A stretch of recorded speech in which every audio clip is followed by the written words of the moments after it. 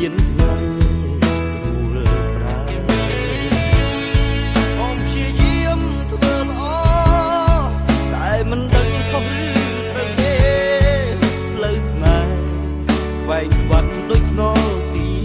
ក្រុងបើយើងបានស្នេហ៍គួរថែឲ្យឆ្លាតឬក៏ល្ងងបែរបងនេះក្រោយគេតើគេមុនមែនទេពិសីឬប្របីនៃអូនបែបនឹង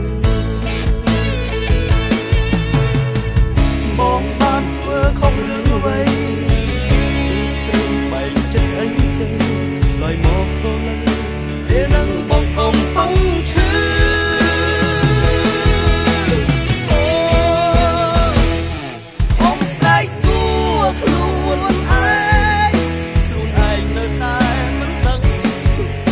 ចង់ប្រឹងតែត្រជាហឹងស្ដាប់លេងហើយភ្នែកមកហូរពេលនេះពេលក្រោយមិនអាចស្រកឡើងនៅឆ្ងល់តែមួយសួរថាហេតុអ្វីក៏បែក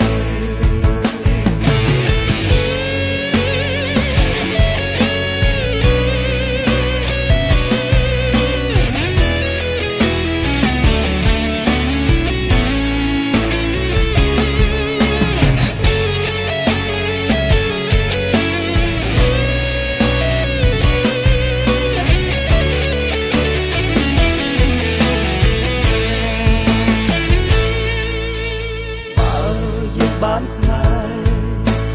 គួរថែឲ្យធំឆ្លាតឬក៏ល្ងងបែរងប្រហែលបងនេះក្រោយគេតើគេមុនមែនទេពិសីឬប្របីនៃអូនបែបនឹងបងបានធ្វើខុសរឿងអ្វីមកប្រលឹងពេលនឹងបងកំពុងឈឺ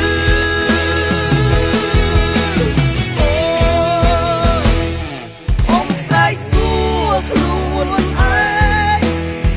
ងនៅតែមិនដឹងចង់ប្រឹងតែត្រជាហឹងស្ដាប់លេងហើយភ្នែកមកហូរពេលនេះពេលក្រោយមិនអាចស្រកតែមួយសួរថាហេតុអ្វីក៏